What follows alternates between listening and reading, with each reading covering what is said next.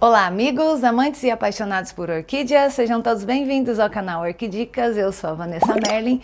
Muito obrigada por você estar aqui com a gente curtindo o canal Orquidicas. Pessoal, eu já fiz um vídeo, anteriormente falando para vocês da Cattleya venosa, tá? Mas a gente sempre tem pessoas novas entrando, no grupo, aqui no canal, e às vezes elas não veem os vídeos anteriores e não sabem, não conhecem a planta, não sabem os porquês. Mas esse fim de semana tá incrível, eu tô com tanta coisa florida aqui que eu não sei por onde eu começo para mostrar para vocês. Mas é legal que eu vou poder mostrar para vocês 2 exemplares lindos, maravilhosos, meus que estão floridos aqui, da Cattleya venosa. E vou poder contar um pouquinho sobre essa espécie e explicar direitinho para vocês como é que ela aconteceu, onde é que ela ocorreu. Por que que eu vou poder fazer isso? Porque eu também tenho florida aqui nesse momento uma Cattleya forbese, vamos falar assim, e uma Cattleya harrisoniana, tá?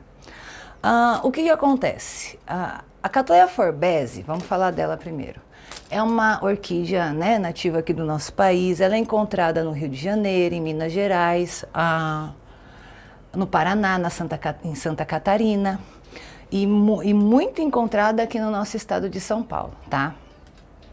A gente encontra naturalmente essa planta, desde essa cor palha, um beijinho palha, mais amarelada e um pouco rubra, tá? A rubra é um pouco mais difícil da gente encontrar hoje em dia. Infelizmente, como já houve tanta coleta, mas a gente geralmente encontra, ainda vê na natureza, essa coloração de Cattleya forbese. A Cattleya forbese é uma planta que, na minha opinião, tem o seu cultivo muito fácil. Ela é bifoliada, então, para quem não lembra, bifoliada é quando o bulbo da Cattleya tem 2 folhas, certo?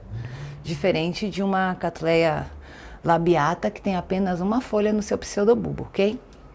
Então, ela é uma Cattleya bifoliada. Ela tem, quando atinge o seu tamanho adulto total, um porte médio entre 30 e 40 centímetros, tá? Elas podem vegetar desde 50% de luminosidade até 70%. Menos que 70%, aumentando mais esse sombreamento, eu já não recomendo, porque a floração pode não vir. É uma planta que gosta de muita luz. Cattleyas bifoliadas gostam de muita luz para que elas vegetem bem, ok? Ela também é encontrada na natureza vegetando em rochedos, tá? Então no Rio de Janeiro ela foi encontrada assim em rochedo, naquela região ali de Copacabana. Ela é nativa de lá também, então ela era encontrada vegetando como rupícola, tá? É muito legal isso, muito bom saber. Então é uma planta de fácil cultivo, floresce na primavera e no verão. Na realidade, olha, se você for analisar, a gente já tem gente postando Cattleya forbese florida desde o final de outubro, começo de novembro, está florescendo agora, e a gente vai ver ainda em dezembro, e acredito que até em janeiro a gente ainda vê floração da Cattleya forbese, tá? Já a Cattleya harrisoniana, lindinha, lindinha, lindinha, também é uma Cattleya nativa aqui do nosso país, tá? Mas ela é mais encontrada aqui, vamos dizer, nas nossas serras de São Paulo. Então, sabia que ela é encontrada na Serra do Japi? Para quem é da região de Jundiaí aí não sabe disso, a Cattleya harrisoniana é encontrada na Serra do Japi, tá? Na Serra da Mantiqueira e tudo mais. Também é uma Cattleya bifoliada, tá? Também de porte médio, ela chega a atingir 30, 40 centímetros, se bem cultivada. Na minha opinião, também é de cultivo fácil, não tem nenhum problema quanto ao cultivo dessa planta, tá? E o que acontece? Ela segue, ela sobe mais para o litoral, vai mais para a região do Rio de Janeiro também, do Espírito Santo, onde também é encontrada a Cattleya harrisoniana. Então, também floresce na primavera e no verão. Por que eu estou falando disso tudo? São 2 plantas muito bonitas, que tem uma área de vegetação igual, grande, tá? E foi por conta disso que o híbrido natural, a Cattleya venosa, ocorreu na natureza. Então, muito provavelmente, entre São Paulo e Espírito Santo, o pessoal diz que ela foi encontrada originalmente, a Cattleya venosa, no Rio de Janeiro e no Espírito Santo, foi onde ocorreu a primeira, vamos dizer, hibridação natural, onde surgiram essas plantas. Então, o que aconteceu?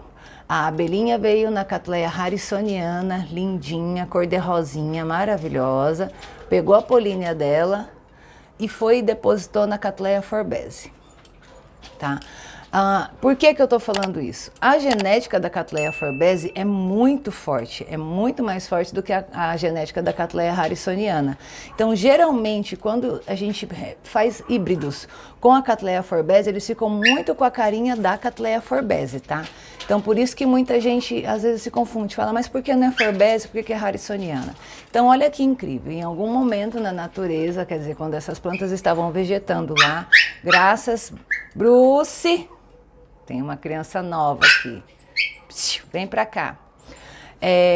Em algum momento, então, as abelhas, que são tão importantes, né, para nossa vida, né, para todo tipo de reprodução, de cultivo, de alimentos e tudo mais, como a gente já falou várias vezes, foi lá e fez o cruzamento dessas duas plantas, tá? Então, o que aconteceu?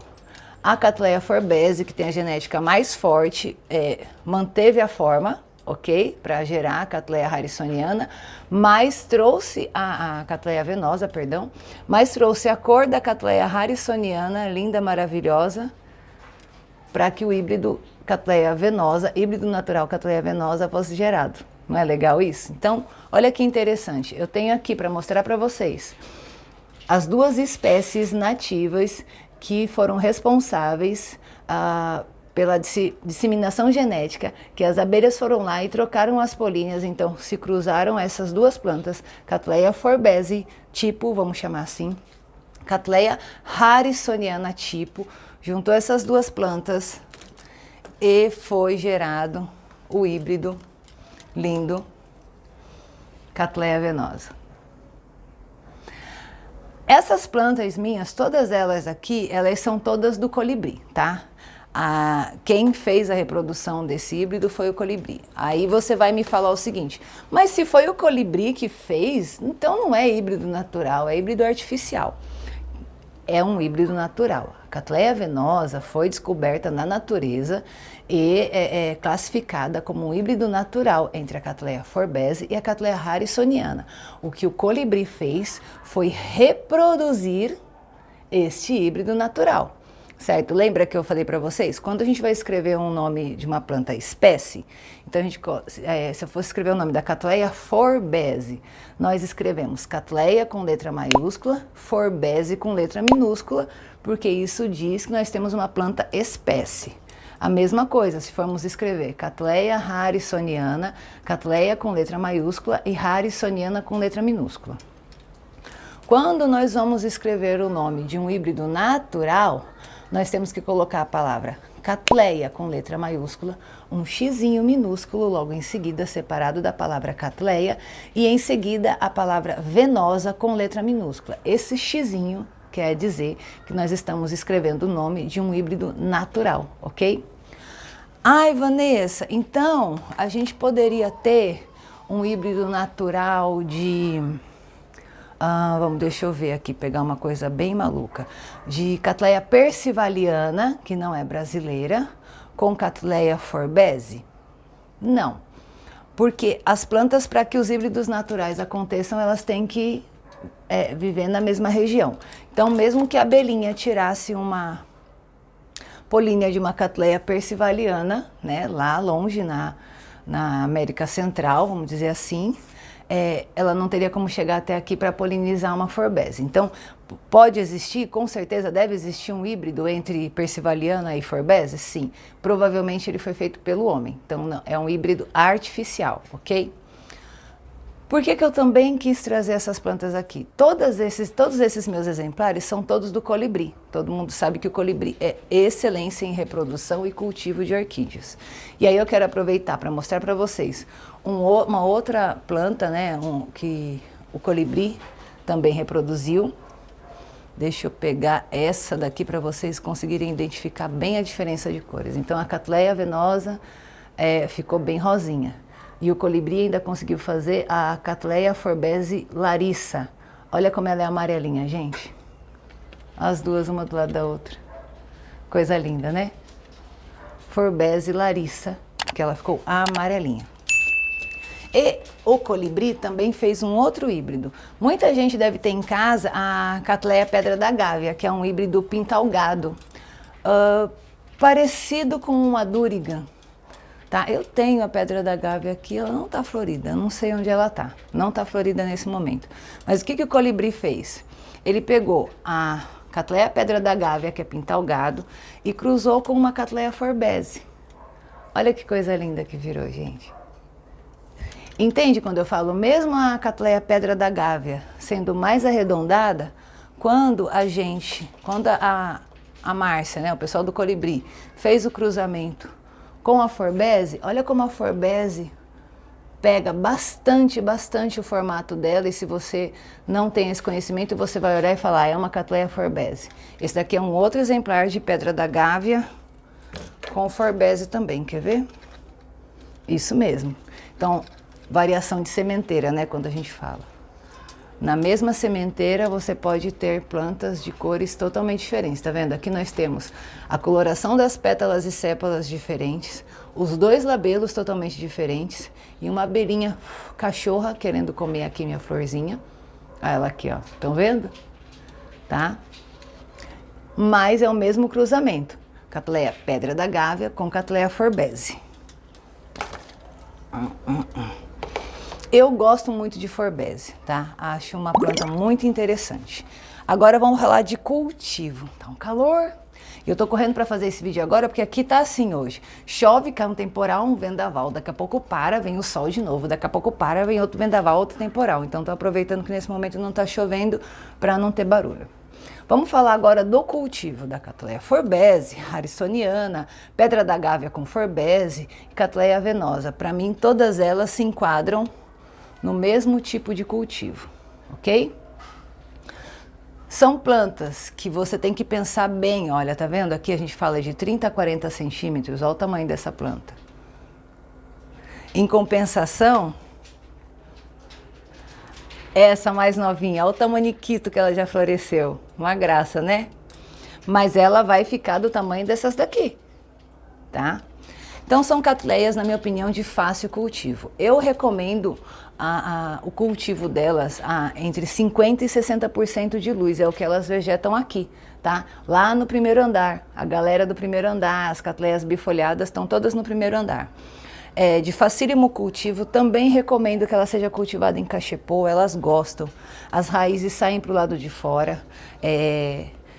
Cachepô, gente, é um toco quadrado, né? É um toco que você pode colocar ele de pé em cima da sua bancada. Então, uma orquídea está no cachepô é a mesma coisa que ela está num toquinho. Ela vai gostar muito, ela vai se adaptar muito bem.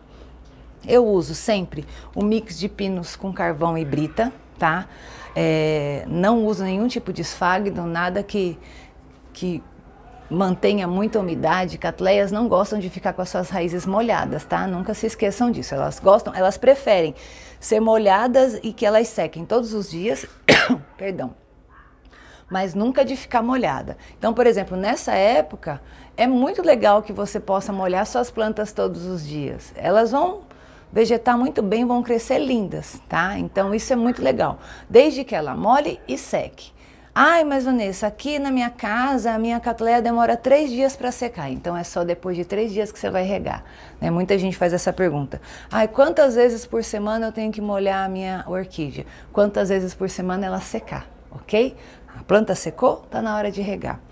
Plantas, vamos falar, as caneludas, né, com pseudobulbos mais finos, eu não gosto muito de ficar deixando secar demais, tá? Por quê? Porque essas plantas não têm muitas reservas aqui no seu pseudobulbos, elas são mais magrinhas. Quando vem uma floração numa orquídea dessa, a gente chama das caneludas, a gente já tem que ficar mais atenta, porque é normal que elas já fiquem mais desidratadas por conta da energia que elas dispensaram para poder gerar a floração. Então já desgasta um pouquinho mais esse pseudobulbo. Então você deixar essa planta ficar muito seca, quer dizer, falta água muito tempo para ela, você vai ter uma planta desidratada. Ó, essa harrisoniana, olha como ela desidratou. Tá vendo? Isso aqui é falta de água, tá, gente? É a diferença do bulbo novo. Olha essa daqui como ela tá totalmente hidratadinha, já tá bem melhor. Se eu der uma bobeada com rega aqui nessa planta, ela vai ficar feinha que nem ficou a harrisoniana. Essa harrisoniana foi uma das que queimaram. Lembra na mudança do meu orquidário que eu mostrei pra vocês? Que eu falei, paciência, eu vou cultivar e vai dar certo. Veio uma florzinha só, óbvio, ela foi bem danificada, né, em cima do que aconteceu, mas já teve brotação nova. Tem brotação nova aqui, aqui houve a floração. Essa minha harrisoniana é linda, eu acho que ela tem uma forma bem legal, mas bora continuar o cultivo. Essas folhas queimadas um dia vão ser dispensadas pela planta e vai dar tudo certo, ok? Adubação, todo mundo sabe que eu uso adubação organomineral, eu gosto muito disso, para mim é muito prático. Eu colocar uma colherzinha de adubo só a cada 3 meses, uma colher no caso de sopa, para um vaso grande como esse, e aí eu sei que minha planta está adubada. Mas você pode usar adubação foliar? Claro que você pode. Você pode usar os mocote? Claro que você pode. Não se esqueçam, não existe adubação ruim. A adubação ruim é a que não é feita ou que é feita em exagero. Tá? Nunca se esqueçam disso. A adubação tem que ser feita conforme descrito pelo fabricante, até um pouquinho menos do que tiver na embalagem, ok? Então, uma planta de facílimo cultivo, uma planta nativa aqui do nosso país, então quer dizer, ela não tem problema de adaptação, ela está em casa, vai muito bem. Tanto a harrisoniana como a forbese e, obviamente, os híbridos que são feitos com elas, também vão muito bem na nossa coleção. Então, se você ainda não conhecia a Cattleya venosa, que é um híbrido natural entre a Cattleya harrisoniana e a Cattleya forbese, fique conhecendo. As minhas plantas aqui, todas essas que eu mostrei nesse caso, são híbridos reproduzidos pelo Colibri Orquídeas. E se você ainda não tem e quiser adquirir, como a Cattleya forbese Larissa, linda, amarelinha, ou uma outra hibridação feita com forbese, que é a Cattleya Pedra da Gávea, que cruzou com a Cattleya forbese. Ficou linda, essa com um labelo rosado e essa com um labelo mais claro. Ok? Espero que vocês tenham gostado de ter visto, de ter conhecido hoje o papai e a mamãe da Cattleya venosa, Cattleya harrisoniana e Cattleya forbese. E hoje você conheceu se você não conhecia, você ficou conhecendo o híbrido natural Cattleya venosa. Espero que você tenha gostado. Compartilhe o vídeo, dá o seu like, isso me ajuda muito, porque o canal cresce com isso. Conto com vocês para a gente compartilhar para todo mundo esse conhecimento, tá bom? Um beijo, até o próximo vídeo, tchauzinho!